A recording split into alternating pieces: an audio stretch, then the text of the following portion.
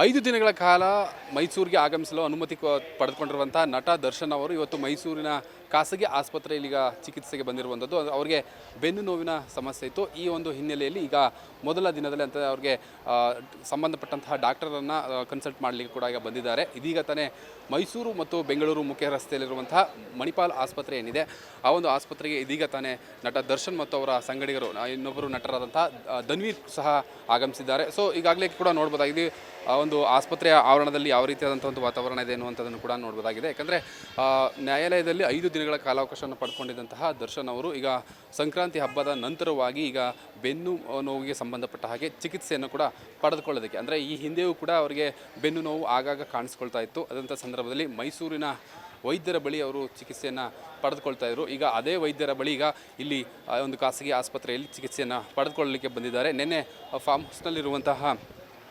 ಹೌಸ್ನಲ್ಲೂ ಸಹ ಸಂಕ್ರಾಂತಿ ಹಬ್ಬವನ್ನು ಆಚರಣೆ ಮಾಡಿದ ಬಳಿಕವಾಗಿ ಇದೀಗ ಮತ್ತೆ ಮಾರನೇ ಈಗ ಈ ಒಂದು ಆಸ್ಪತ್ರೆಗೆ ಬಂದು ಚಿಕಿತ್ಸೆಯನ್ನು ಕೂಡ ಪಡಿತಾ ಇದ್ದಾರೆ. ಈಗ ಅವರ ಸಂಗಡಿಗರು ಜೊತೆಗೆ ಬಂದು ಅವರ ಈ ಹಿಂದೆ ಏನು ಬೆನ್ನು ನೋವಿಗೆ ಸಂಬಂಧಪಟ್ಟಾಗೆ ಚಿಕಿತ್ಸೆಯನ್ನು ನೀಡುತ್ತಿದ್ದಂತಹ ಅಜಯ್ ಹೆಗಡೆ ಏನಿದ್ದಾರೆ ಆ ವೈದ್ಯರು ಅವರನ್ನು ಕೂಡ ಸಂಪರ್ಕ ಮಾಡಿ ಈಗ ಸೂಕ್ತ ಚಿಕಿತ್ಸೆಗೆ ಈಗ ಮುಂದಾಗಿದ್ದಾರೆ. ಈಗ 5 ದಿನಗಳ ಕಾಲಾವಕಾಶ ಏನಿತ್ತು ಅದರಲ್ಲಿ ಕೂಡ ಈಗ 3 ದಿನಗಳಾಗಿದೆ, ಇನ್ನು 2 ದಿನಗಳು ಕೂಡ ಉಳಿದಿರುವಂಥದ್ದು.